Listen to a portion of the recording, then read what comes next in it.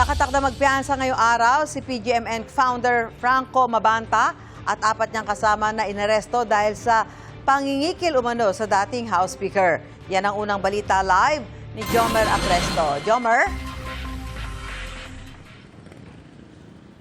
Susan, good morning. Kagabi, dinala dito sa NBI Detention Facility sa loob ng New Bilibid Prison si Franco Mabanta at 4 na iba pa kaugnay sa umano'y tangkang pangingikil kay dating House Speaker Martin Romualdez.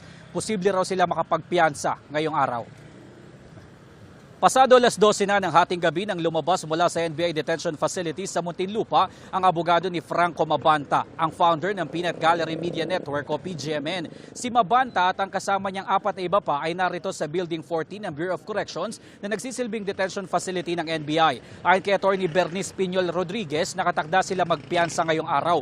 Tumanggi naman muna magbigay ng pahayag ang kampo ni Mabanta kaugnay sa kumakalat na video sa social media sa usapan umano na isang NBI agent at ni Mabanta.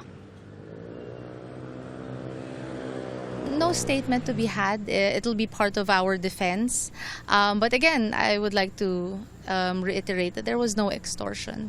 There was no extortion. There was no crime that was committed. We will file the necessary pleadings in the morning, and hopefully this will all be over soon. They're very good. They're just really tired.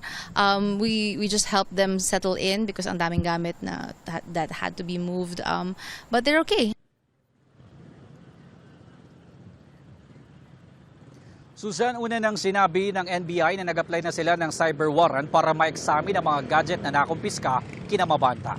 At yan ang unang balita mula rito sa Muntinlupa. Ako po si Jomer Apresto para sa GMA News.